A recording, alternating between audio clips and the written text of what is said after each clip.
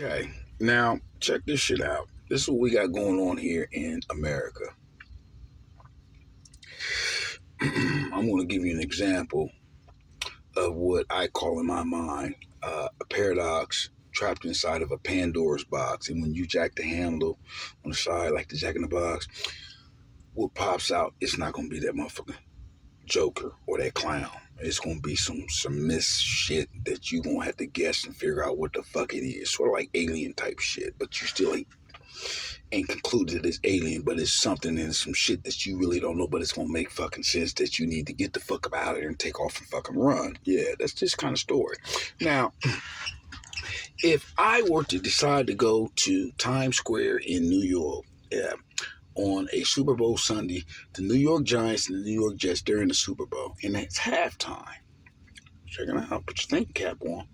And I decide to go during the halftime and shove up a hybrid, oversized cucumber right up my ass on TV. Yeah.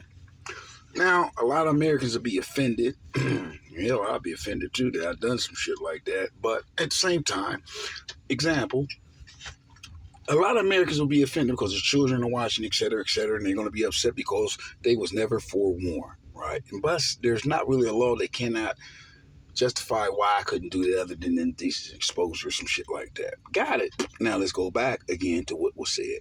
Now, if they announce on the Super Bowl Sunday in New York Times Square that me, Maxine Alexander, will during halftime be shoving up an oversized hybrid-sized motherfucking cucumber up his ass, that has given America forewarning that they might not want to look at that part of the motherfucking halftime show. Got it. So, in other words, this is what it comes down to. Being offended in this country, we need to understand there are ramifications that we need to apply to ourselves and be accountable on whether or not one has the right to do. So what would be the difference if a woman were to get an abortion? It's no different than me shoving that goddamn cucumber up my fucking ass. There shouldn't be a law that says that I can't. Now, what happens by me doing it in front of children and in front of a church or school or something like that, you just can't just go shove no shit up your ass to beat a world record and set a world record just to get attention. You can't do that.